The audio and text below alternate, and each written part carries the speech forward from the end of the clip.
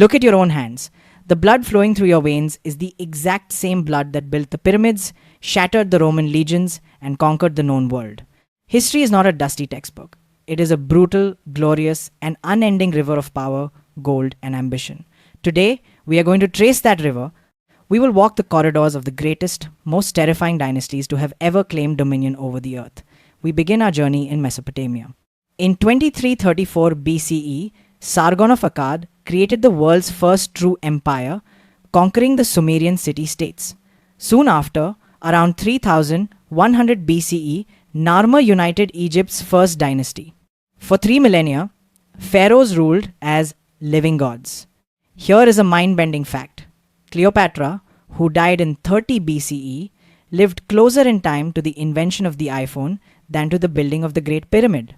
As Egypt's power faded, the Achaemenid Persian Empire rose in 550 BCE under Cyrus the Great. Cyrus authored the first Charter of Human Rights and built a postal relay so fast it defied ancient logic. Yet, this mighty empire was shattered in 334 BCE by a 20-year-old Macedonian named Alexander the Great, who never lost a single battle. Meanwhile, in India, Chandragupta Maurya established the Mauryan Empire in 322 BCE. His grandson, Ashoka, defined the era. In 261 BCE, the slaughter of the Kalinga War caused Ashoka to completely renounce violence and embrace Buddhism. Ashoka engraved edicts of human rights on massive stone pillars, a concept of state-sponsored non-violence millennia ahead of its time. Simultaneously, the Han Dynasty rose in China in 202 BCE. The Han invented papermaking and opened the Silk Road, linking the east to the west. Meanwhile, the west was forged by the Romans. Transformed into an empire in 27 BCE by Augustus Caesar, Rome engineered roads and aqueducts we still use today. But it was defined by staggering corruption. In 193 CE, the elite Praetorian Guard literally auctioned off the Roman Empire. A wealthy senator named Didius Julianus bought the known world for 25,000 sesterces per soldier. His reign lasted only 66 days before he was executed. By the time Rome fell in 476 CE, India was experiencing a golden age under the Gupta Empire. The Gupta court sponsored intellectuals like Aryabhata, who calculated the solar year and revolutionized mathematics by treating zero as a true number. Across the globe, the Maya civilization perfected a calendar system so accurate it rivaled modern astronomy. Fast forward to the 8th century, the Abbasid Caliphate built Baghdad into the world's intellectual capital. At the legendary House of Wisdom, scholars translated human knowledge. It was said the ink of the scholar was holier than the blood of the martyr. But this intellectual utopia ended in 1258 when the Mongols arrived.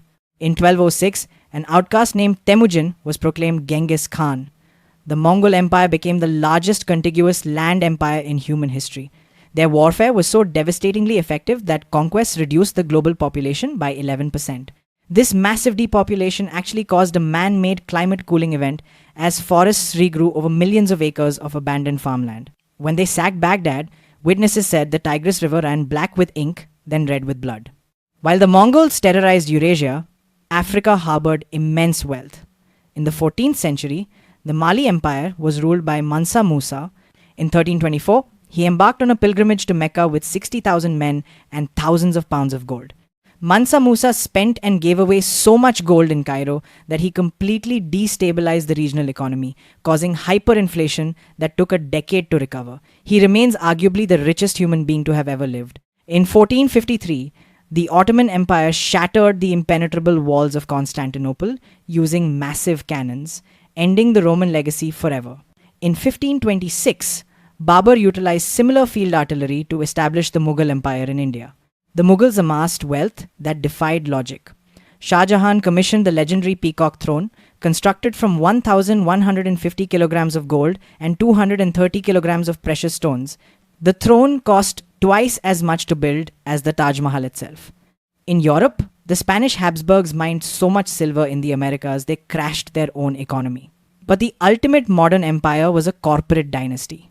Founded in 1600, the British East India Company initiated a new era of colonialism. By 1803, this private company had a standing army of 260,000 men, twice the size of the British National Army. They systematically drained $45 trillion from the Indian subcontinent, reshaping the global economy.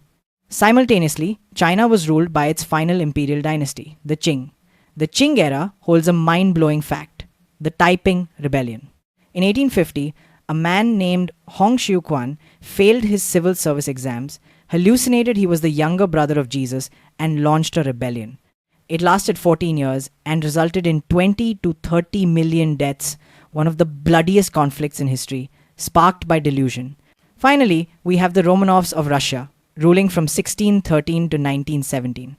They were a dynasty of extreme contradictions, from Peter the Great imposing a beard tax to force European fashion, to the final Tsar allowing the empire to be influenced by Rasputin. Rasputin famously survived cyanide and bullets before drowning.